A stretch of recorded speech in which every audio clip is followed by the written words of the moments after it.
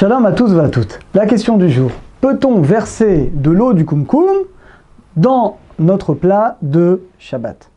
Ça vous arrive, mesdames, votre plat, soit il manque de sauce, soit il est un petit peu brûlé. Vous voulez prendre de l'eau du kumkum pour qu'il y ait un petit peu plus de sauce. Est-ce qu'on a le droit de faire ça durant Shabbat? La source de cette halakha est un Rabbeinu Yonah, un des plus grands maîtres du Moyen-Âge qui est en Espagne. Il dit clairement, il dit que c'est assour, on n'a pas le droit. Pourquoi? Il va donner deux raisons. Il dit premièrement, peut-être qu'un des deux, soit l'eau, soit le plat, peut-être un des deux n'est pas encore à la température Yad Soledet Bo, c'est, on va dire, 45 degrés. Et donc en faisant ça, je vais faire bichoul. Alors d'après ça, la plata d'aujourd'hui, c'est sûr que notre plat, il a plus de 45 degrés, et le kumkum, on n'en parle pas, il est au moins à 70 degrés. Mais il va ramener une deuxième raison, Rabbeinu Yonah. Il va dire, même si tu me dis que les deux sont cuits, et les deux sont à plus de 45 degrés, il y a un autre problème. Parce qu'areti khatam, quand l'eau va sortir du kumkum, elle va s'arrêter de bouillir, et quand tu vas mettre cette eau dans le plat, elle va rebouillir. Et ça s'appelle un bichoul. Donc Rabbeinu Yonah nous dit, c'est totalement interdit dans tous les cas. Le Ran, qui est un des grands maîtres également du Moyen-Âge, il n'est pas d'accord, il dit le Ran, il dit non, je ne comprends pas.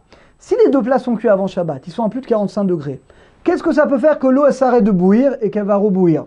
L'eau, elle est cuite avant Shabbat, elle est à bien plus de 45 degrés, donc ça devrait être permis. Répond Rabbi Yosef Karo à cette question du Ran dans le Beit Yosef, il dit qu'en réalité, il y a une grande différence. Quand on dit que en bichoul acha bichoul, quand on dit qu'on peut recuire un aliment qui a déjà cuit, c'est uniquement pour quelque chose de sec. Vous avez un poulet pomme de terre, vous pouvez le remettre sur la plata pendant Shabbat parce qu'il a cuit avant Shabbat. Mais par contre, dans les liquides, non, dans les liquides, ça ne marche pas. Et là, finalement, on parle d'eau. De l'eau, c'est un liquide, donc il dit Rabbi Yosef Karo, ça ne marche pas.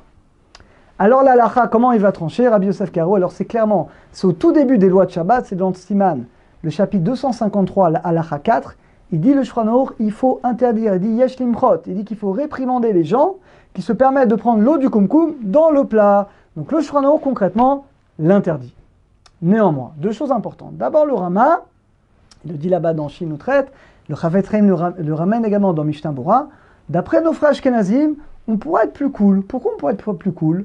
Parce que d'après nos frères Ashkenazim, même dans les liquides, tant qu'il n'est pas refroidi complètement, on pourrait le recuire.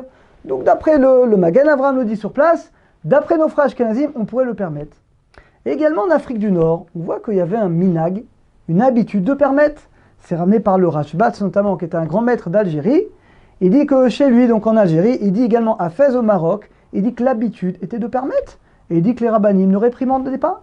Rabbi Shalom et ça, c'est également, il ramène que l'habitude dans beaucoup de villes d'Afrique du Nord était de permettre.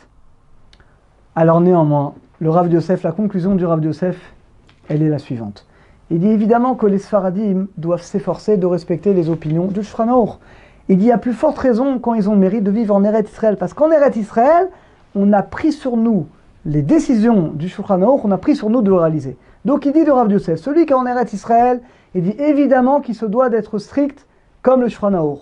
Celui qui est encore en Chutz Laaretz et qu'il a des minagim, qui a ses minagim, il y en a qui disent que ce minag existait déjà avant Maran, il y en a qui disent que si les rabbanim de cette personne et que la personne est en dehors d'Eretz Israël lui permettent, il pourrait continuer à respecter ce minag. Mais quand même, dit le Rav Yosef, évidemment qu'a priori on se doit de l'interdire. Mais il y a quand même une solution qui peut régler tout ce problème, parce que c'est vrai que c'est un problème pour surtout mesdames. Tout simplement une solution très simple, dit le Rav Yosef, prenez mesdames un sac de congélation que vous remplissez d'eau et vous le fermez. Vous le mettez dans votre plat, avant Shabbat, dans votre plat, dans votre dafina. Et ce qui va se passer, c'est que si jamais Shabbat matin, vous voyez que ça manque de sauce, vous prenez une fourchette, vous le percez.